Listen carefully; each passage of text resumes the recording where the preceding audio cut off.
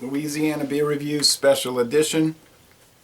KBC, Kennebunkport Brewing Company's IPA Revisited. Okay, now if you look on Beer Advocate, they're saying it's poor, and they're showing the older label. This is a new 2015 label with the nautical flags and the instrument in the background. Looks pretty sharp. This is produced for the Trader Joe's stores. It says in Kennebunkport, in Portland, Maine. Funny thing though, they're saying on Best Buy, April 22nd, 2016. They got the date, guys. They're saying on Rapier that this is an alias of the Sea Dog, which is one of the companies or divisions owned by Shipyard, and they have different brew pubs around the eastern United States, north and south. But on Rapier, they're saying it's 5.7, and I wrote this down off of the Sea Dog website also. And this is 6.1, so it can't be the same thing. It may be similar. So I'm not going to read the ingredients list because I don't know if it's the same. This could be a special recipe for only the Trader Joe's stores. And I'm going to have to check to see if my original review was saying 5.7 or 6.1. I didn't even bother checking because I noticed that a few minutes ago, 6.1, and I thought they might have an ingredients list on the bottle. They do not. Okay, and then they also have a calendar here, a little scale, Best Buy scale. Rarely can get a Shipyard cap off. They're so tightly twisted on. Now when I had the Shipyard Fuggles IPA and this KBC IPA, I found it was similar in its taste and aroma profiles to the Guinness Nitro IPA. Of course, this has got the nitro and it's going to have a different carbonation feel, of course. Of course, you're saying, of course, too much. Ballantine India Pale Ale. And this is a different ABV. It's a lot stronger. It's like a double IPA. But the reason I say it, these all are the like old style. That guy's going wild with that weed eater, man. That's why I shut the door and the window. It's a little stuffy in here. But it looks like he's going to be doing that for hours. He just he's geeked out on the weed eater. But they have that British character, and I was reading criticisms of the Ballantine, the Guinness, especially the Guinness Nitro, and then this. And they're saying, oh, it's not an IPA, it's not hoppy enough, it's not grapefruit enough, it's not piney enough, and all of this. And I think a lot of these people that are saying that don't know the British style, which is the original IPA style. And then one of my commentators said, well, the Americans improved on the British style, or perfected it, he said. I don't know if they perfected it, they just changed it and did it their own way, the American IPA and then the West Coast. I wouldn't say they improved on it because I personally prefer the British style. So it's not an improvement in my opinion, it's just a differentiation of it. And I have some soup, some vegetable beef soup, which I already prayed. Put some habanero hot sauce in it, black pepper, and some Ritz crackers. So too hot. Mess with that later. Now, this Gypsy IPA that I did previous to this, that train wreck of an IPA, it was nothing like an IPA. It was at best a beer de garde. And I was drinking it, and I'm thinking, this is an interesting beer, but it's obviously not what they wanted to come out. And it was just very strange. And I'm sure that 95% of the people that drank that Gypsy would hate it. I didn't hate it, but it was so... It'd be like having chocolate ice cream, but it tastes like avocado.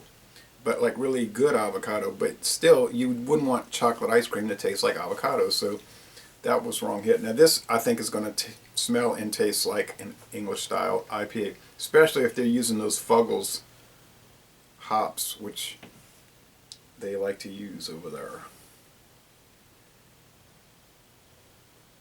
and that ringwood yeast that the Shipyard is famous for, or I guess many or most people's opinion, infamous for. On in the train. It smells a little sweet, a little bread crust, a little bready, a little muted really in the aroma. $5.99 a 6-pack at Trader Joe's. That's a good price.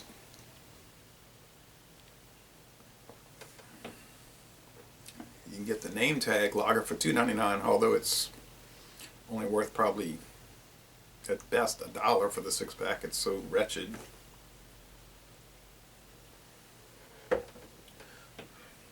This definitely has that characteristic for Shipyard. It's kind of the what we would call odd hops, earthy hops, the strange yeasty breadiness. I'm saying strange to us in America. I'm in America. You know, in England they'd say, that's the way these IPAs taste. What's wrong with you? Light to medium body. More medium, I guess. Low medium. Dry finish, easy drinking. 6.1, that's a tick above King Cobra as a point of reference. I saw Anheuser-Busch bulk merchandiser carrying a bottle of King Cobra at Walmart today.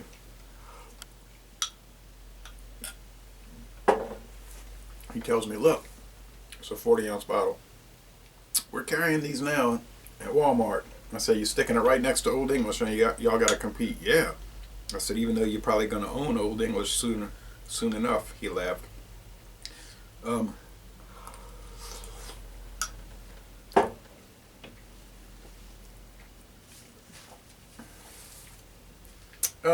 The Ballantine is better, I believe, but it's much stronger.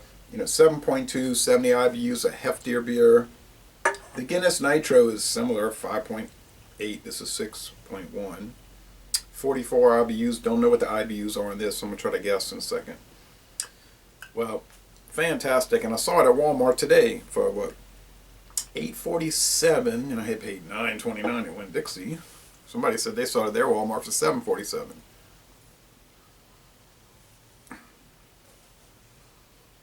Yeah, it's hoppy, hop resin, but it's muted. So if you're looking for a real strong pine note, this is not going to give you what you want.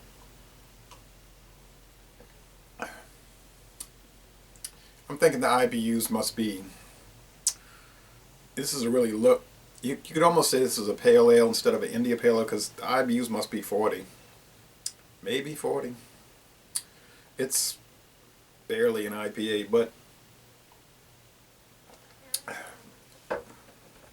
it is, I guess. Yeah, there's an undertone of a little pininess, in fact. When they would ship those India Pale Ales to India in the 1800s, they did not have refrigerated vessels, so the beer would spoil. So they wanted the ales to be preserved, and they found out that hops is a natural preservative. Keep the beer from going rancid, so they would load it up with hops. Now, of course, it might take months and months and months to get to India, and then they're unloading it, and who knows how much is setting out. So by the time the British soldiers and civil government workers would drink the India Pale Ale, it probably wasn't very hoppy. It just wasn't rancid, and so that was the English perception of it. An ale, we know, with the caramel and the maybe earthy hops, muted hop, but not bitterness and not a hophead's delight. But we know what's been going on in America in the last 30 years, and I'm not opposed to it. And I'll say this is very good. I'll give it a B+.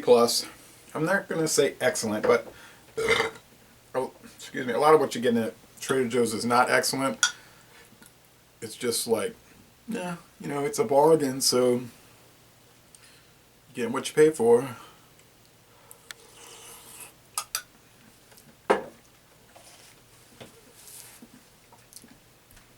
If you're satisfied to pay lower than average prices for, in most cases or many cases, lower than average quality, the Trader Joe's beer aisle might be for you. If you want to get a taste of an original American IPA that was out on the market before the hop wars began, get Anchor Liberty Ale, which was introduced in 1975, 40 years ago, and that was the first modern American IPA, and that's going to give you a good idea of what it was like in the early formation of it. So, Les Bon Ton Relais, a very good but certainly not excellent beer, and I'm going to end this review by saying, y'all come on down to New Orleans. Y'all, thanks for watching this video. Y'all.